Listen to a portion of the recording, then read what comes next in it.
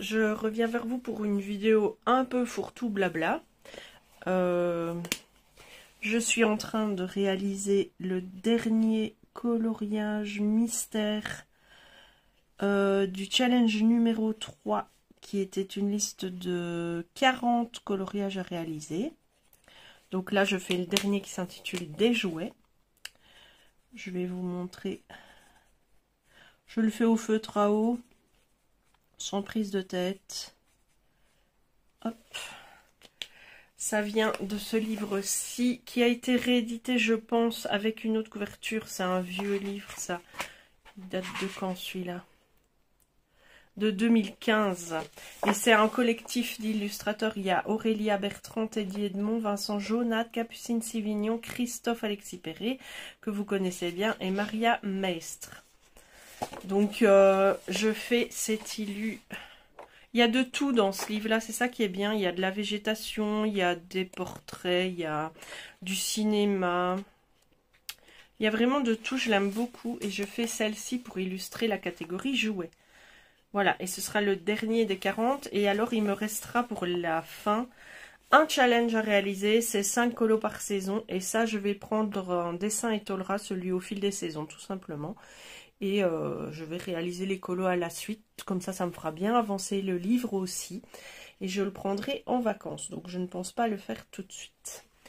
Dans cette vidéo, je vais aussi vous parler du fait que, à part faire quelques mystères de temps en temps, depuis plus ou moins fin juillet, la dernière semaine de juillet, je n'ai plus ouvert mes livres de colos hors mystère. Je ne regarde plus, j'ai pas mal d'encours. J'ai pas envie en fait. Alors au début ça m'a inquiété. Les 3-4 premiers jours ça m'a inquiété parce que normalement moi quand je vais me coucher le soir c'est vite dodo pour être demain pour colorier. Et là non. J'y pense même pas en fait. Je me suis remise à faire un peu de scrap. Vous avez vu les quelques avancées que j'ai fait dans ma vidéo des coloriages terminés. J'avais envie de faire ce défi des Polaroid abécédaires. Même ça, là, pour l'instant, j'ai pas trop l'énergie, l'envie. Est-ce que c'est le mood été, vacances? Est-ce que c'est parce que mon mari a été en vacances? Franchement, je n'ai aucune idée du pourquoi, du comment. Ça ne m'empêche pas de continuer à acheter des livres. Je vais vous montrer d'ailleurs. Hop. Je me suis offert celui-ci. Voilà, je sais pas quand je vais colorier dedans, mais il m'a bien plu. Il y a toutes sortes de formes de colos et il y a plein de petits détails, moi j'aime bien ça. Donc celui-ci que j'ai trouvé sur Amazon, en fait c'est dans le groupe Discord du Pack ou Pack que je l'ai vu passer. Et je me le suis offert. Et aussi, qu'est-ce que j'ai encore acheté comme livre? Je sais que j'en ai acheté un autre il n'y a pas longtemps.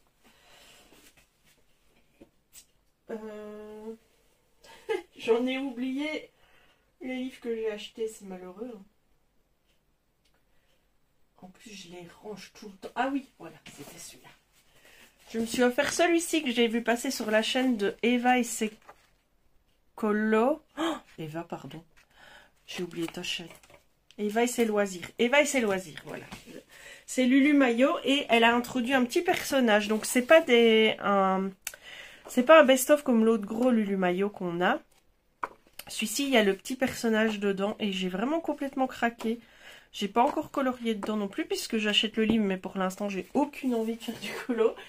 Et du coup, bah voilà, ça ne m'empêche pas de toujours apprécier les objets et de toujours avoir envie. Je pense que le problème est venu du fait... j'ai voulu en faire trop en fait. Et...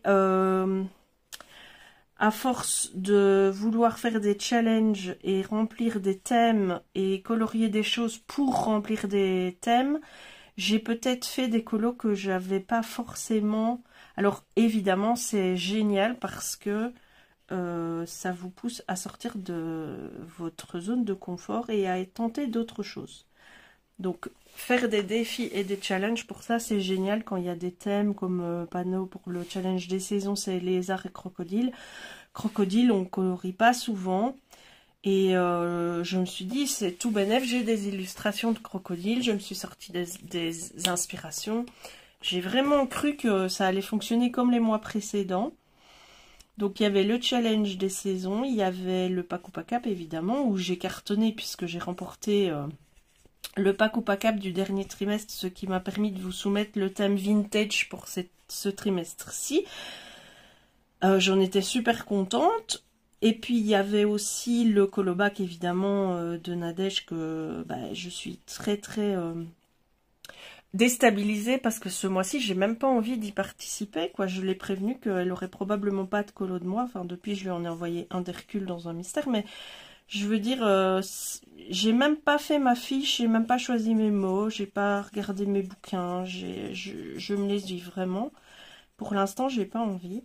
Et à ça c'est rajouté le Crazy Colo Challenge de Ali Full of Color. Et je me suis dit, mais génial, on a un an pour faire un challenge, plein de thèmes, plein de sortes de colos, ça va être trop bien. Et je me suis rajouté ça. Et je pense que les uns et les autres, mis bout à bout, eh ben, ça m'a pété au visage. Il y a eu un trop plein.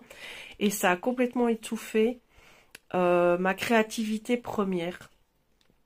Et je pense que c'est ça, c'est pas du tout une panne colo, c'est pas quelque chose qui me bloque, c'est juste que ras-le-bol.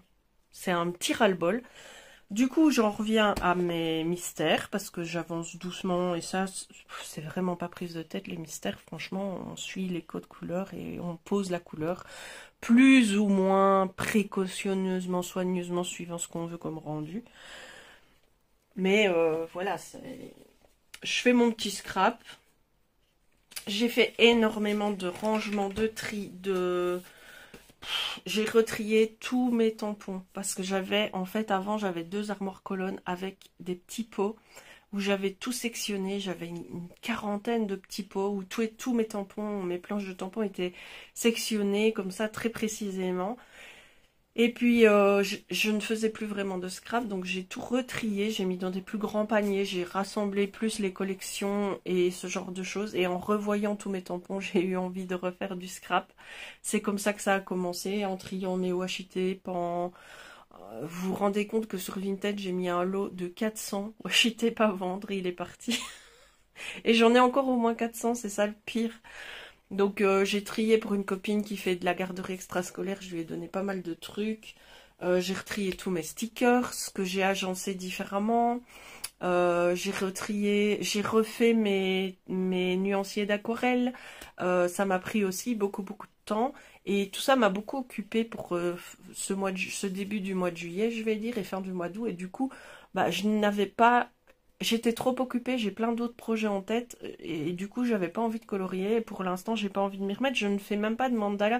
Normalement quand j'ai un petit déclin comme ça, je me recentre sur le mystère et les mandalas, mais là j'ai même pas envie de mandala, je crois que c'est un trop de tout parce qu'il y avait aussi le Colo Art & Co que j'imprime tous les mois et ça aussi c'est très challengeant parce que c'est pas, franchement c'est pas les colos vers lesquels je vais d'habitude, mais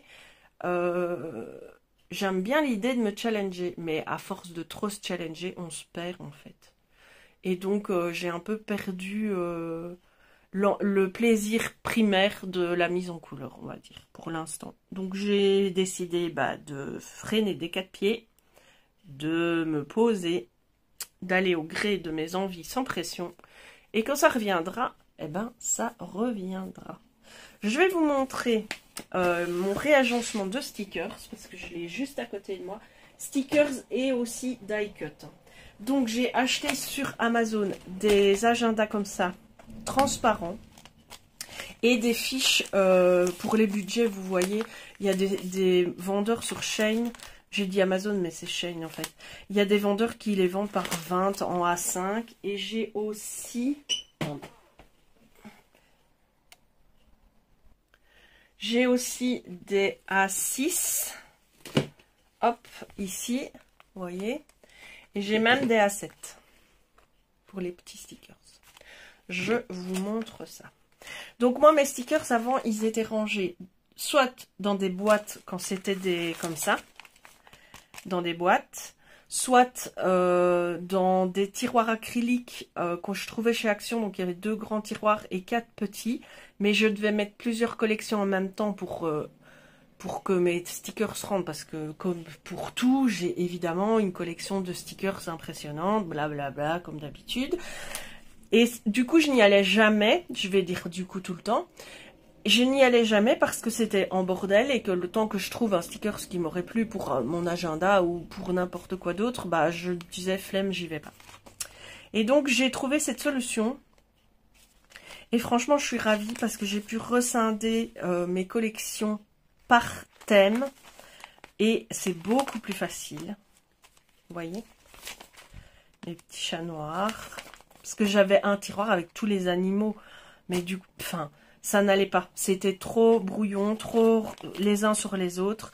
Des étiquettes, ça c'est des œillets que j'ai fait moi-même. Alors si vous voulez l'astuce, je vais vous le dire tout de suite.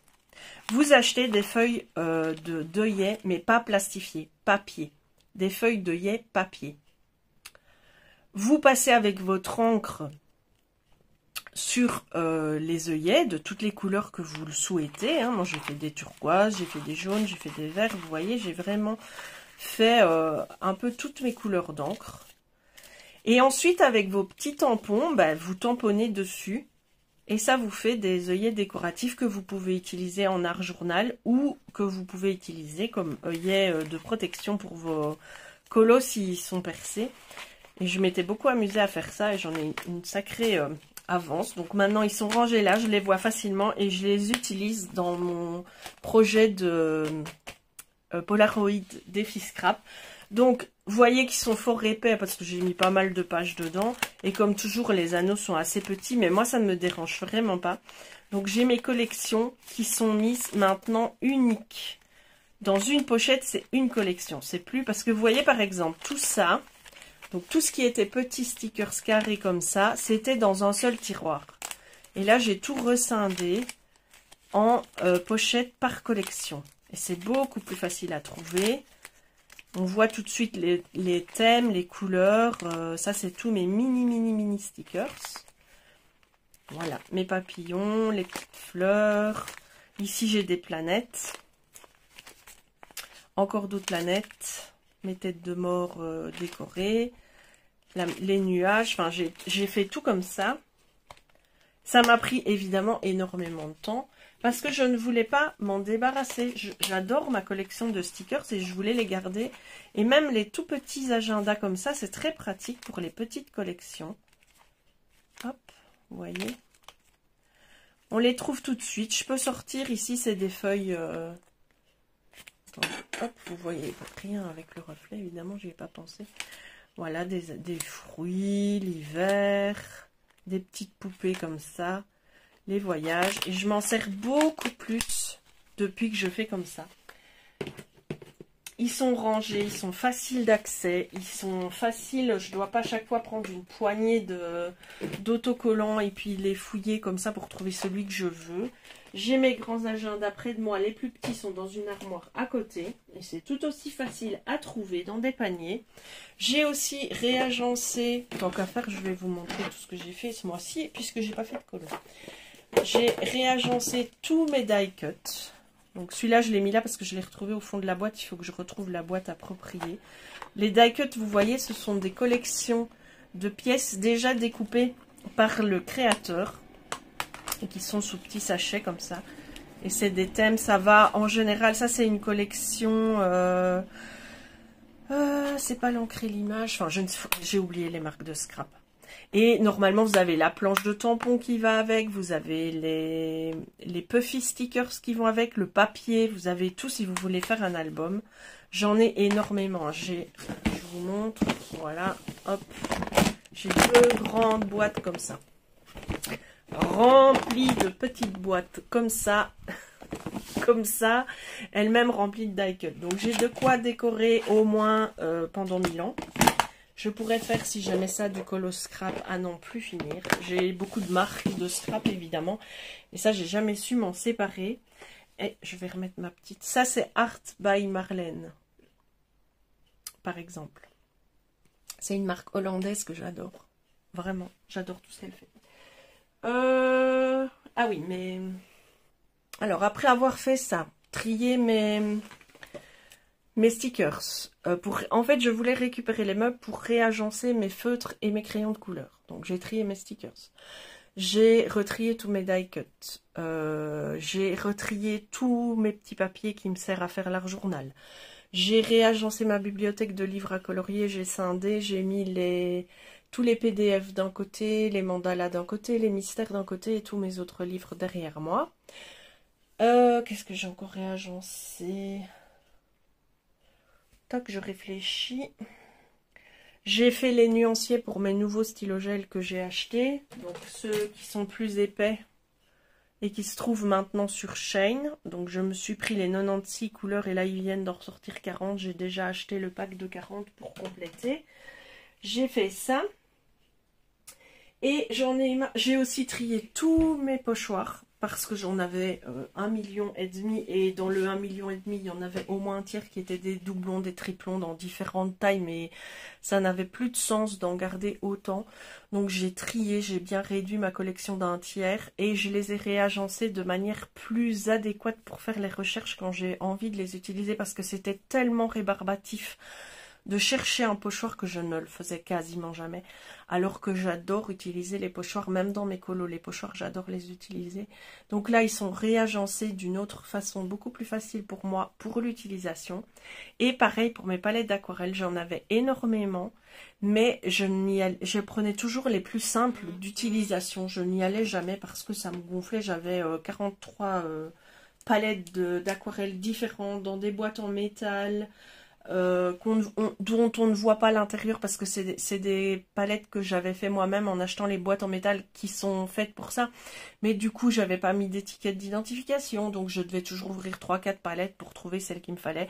Bref, j'en ai eu marre et j'avais des boîtes Solu Scrap, donc qui viennent du scrap évidemment, et j'ai réagencé la plupart de mes palettes d'aquarelle et j'ai viré les boîtes en métal, sauf celle-ci, la palette Action, parce que les godets sont fondus directement. Il n'y a pas de godet qu'on peut retirer. Donc celle-là, elle reste comme ça. À la limite, c'est pas plus mal. La palette Sakura Koi, c'est pareil. Les godets sont directement fondus dans le plastique de la palette. Donc je ne peux pas retirer les godets. Mais c'est pas grave. Et la troisième que je n'ai pas pu enlever, c'est la Faber-Castell, exactement pour la même raison. Vous voyez, l'aquarelle a directement été posée dans un moule général. Il n'y a pas de petits godets de palette individuels. Donc ces trois-là, elles sont restées telles quelles. Mais toutes les autres, je vais vous montrer ça directement. J'ai viré toutes mes palettes métalliques. Et j'ai utilisé mes boîtes Solu Scrap. Hop. Vous allez voir. Sauf, parce que la boîte en soi est très belle, la Kuritake que j'avais reçue à mon anniversaire, ça, j'ai laissé en l'état. Elle est là. Mais sinon, je vous montre, par exemple, sur Shein, j'ai trouvé 4 palettes de 12 godets d'aquarelle Kuritake. Et voilà, hop, je vais vous monter un petit peu, que vous voyez mieux. Voilà ce que ça donne. Donc les boîtes Solu Scrap, vous avez des grandes comme ceci. J'ai pu mettre mes nouvelles couleurs. Je ne sais pas si vous voyez, comme les couleurs Kuritake ici sont beaucoup plus désaturées par rapport à la boîte originale, on va dire. Et c'est bien Kuritake, hein, c'est pas une imitation quoi. Donc ça complète super bien cette palette là. Il n'y a pas de doublons. Je ne sais pas si elles sont encore en vente actuellement, parce que c'est des produits qui sont pas souvent, qui partent très vite quand ils sont présents sur les sites chinois. Mais vous avez sûrement tout ce qu'il faut sur Temu. Moi, je suis super contente de les avoir trouvés. Et en les réagençant comme ça, j'ai numéroté mes godets. Donc ça, c'est les numérotations que j'ai données moi, parce que tout était évidemment en asiatique complet. Il n'y avait pas un chiffre arabe. Donc j'ai tout mis moi-même. J'ai numéroté de 100 à 140, parce que j'étais un peu deg, mais il me manquait la place pour mettre celle-ci. Donc je les ai mis avec mes palettes, mes godets Action nacrés. Et pareil, hein, j'ai tout numéroté comme ça. J'ai collé sur le plastique de la boîte avec du double face. Donc maintenant, je vois mes palettes par transparence. Je vois mes couleurs puisque j'ai tout numéroté. J'ai fait ça aussi pour cette palette Mozart que j'avais. J'ai tout sorti, j'ai mis là. Ça, c'est toutes des aquarelles que j'ai trouvées sur Shein. Ensuite, il y a ma palette Rosa. J'avais trouvé ces couleurs-là. C'était des godets qui s'achetaient individuellement. Et j'avais constitué ma palette sur Amazon. Ensuite, j'ai rassemblé une petite palette Paul Rubens et Studio Light. Toutes mes couleurs Prima Marketing et Saga Post Scrap sont ici. Hop. Et je les vois quoi. Maintenant, quand je veux une couleur, je vois tout de suite où elle est. Ça, c'est vraiment génial. Je regrette vraiment pas. Et toutes mes palettes métalliques, je les ai mis en vente sur Vinted. Et 10 minutes après que je les ai mis en vente, elles étaient toutes parties. Donc voilà, encore des aquarelles irisées. Il y a les Paul Rubens aussi ici. Et ici, vous avez les White Night et les Boko Hundo que j'ai installés ici. Voilà, comme ça, je les vois plus facilement. Et je suis ravie d'avoir fait cette transition. Alors évidemment, ça m'a pris énormément de temps de faire ça parce que il a déjà fallu tout numéroter sur les palettes. Mais en plus, je vais vous montrer. Hop, je range direct parce que sinon mon bureau va ressembler. Ah mince, la critique originale. Voilà. J'ai évidemment refait mes nuanciers également. Donc j'ai coupé moi-même toutes les cartes. Alors quand on le fait, quand on a une nouvelle palette, ça va vite. Mais moi j'ai dû partir de zéro. Donc j'ai coupé bien 2 ou 3 blocs actions de feuilles aquarelles pour arriver à ça. Faire les lignes, tout noter, tout référencer. Et après faire les cartes. Les mettre en couleur. Donc je trouve ça, déjà l'objet je le trouve super beau. On voit très bien les couleurs. Je peux facilement trouver mes palettes. J'ai tout bien référencé, j'ai fait sur papier noir, j'ai fait sur mixte. Je me suis amusée à faire ça, ça m'a énormément détendu, mais ça m'a pris du temps parce que couper les papiers, franchement, c'était un peu relou. Je vais vous montrer plus en détail celle-ci parce qu'il y a les couleurs Kuritake. Donc ici, vous avez la palette. Est-ce que vous voyez tout? Oui. Ici, vous avez la palette de base, hein, la verte que je vous ai montrée. Donc, on connaît relativement bien les couleurs de cette palette. Il y en a des très très belles. Et ensuite, vous avez les palettes que j'ai trouvées sur Shein, où les couleurs sont vraiment pas les mêmes en fait. Et je les trouve magnifiques aussi, j'ai hâte de les utiliser. Elles sont plus désaturées comme ça. Il y a ce vert là que je trouve absolument magnifique. Celui-là aussi, j'aime beaucoup, beaucoup, beaucoup, beaucoup. Voilà, ensuite vous avez toutes mes palettes, mes couleurs Prima Marketing. Hein. Donc là, les Prima Marketing, c'est des petites palettes de 12. Vous voyez, vous avez la confetti, la... pas Tundra, mais vous avez la portrait, la confetti, la vintage. Il y en a une douzaine. Et j'ai tout rassemblé, j'ai refait mon nuancier à ma sauce. Je les ai mis dans l'ordre que j'aimais bien. Et du coup, j'ai rassemblé toutes les palettes que j'avais trouvées sur Vinted là. J'en avais acheté une. J'en avais une que j'avais achetée, c'est la portrait. Mais sinon, j'ai tout rassemblé en une seule palette. Parce que avoir 12 palettes comme ça, on ne sait jamais où se trouve la couleur dont on a besoin. Cette double page de couleurs, moi je l'adore. C'est vraiment... J'adore ces couleurs-là, vraiment. Et là, vous avez donc un petit peu d'irisé, mais vraiment très très peu. Ensuite, les Saga Post Scrap. Ça, c'est une C'est une créatrice de scrap hein, aussi. Principalement, elle fait beaucoup d'objets en bois. Elle fait des tampons. On la voit dans les salons. Et elle s'est mise à l'aquarelle. Et elle fait de très très belles aquarelles également. La palette Studio Light, bah, c'est du scrap que je l'ai acheté au départ. Mais elle a de très belles couleurs, très très vivantes aussi. Ensuite, ça c'est une Paul Rubens que j'ai trouvée sur Shein également. J'aime assez. Bon, ça c'est des granulations soi-disant que j'avais acheté, mais elles granulent pas du tout. Donc, et c'est des godets de marque, hein, mais c'est pas grave, hein, la granulation en soi, c'est pas... La palette Mozart, avec des couleurs fluo. Et ça c'est les palettes, les couleurs que j'avais trouvées sur Shein aussi. Donc il y a une palette pastel, une palette fond marin. Je les ai rassemblées ici. Et celles-ci, les couleurs sont légèrement irisées. J'aime beaucoup. Et donc voilà, pour l'instant, je suis arrivée à 2 fardes complètes de cartes pour mes aquarelles. Mais j'ai vraiment bien aimé le faire. Et ça va être tellement plus simple pour trouver des couleurs qui matchent plutôt que dans des petits modèles de nuancier. Là, je peux bien voir comment je peux la diluer, tout ça.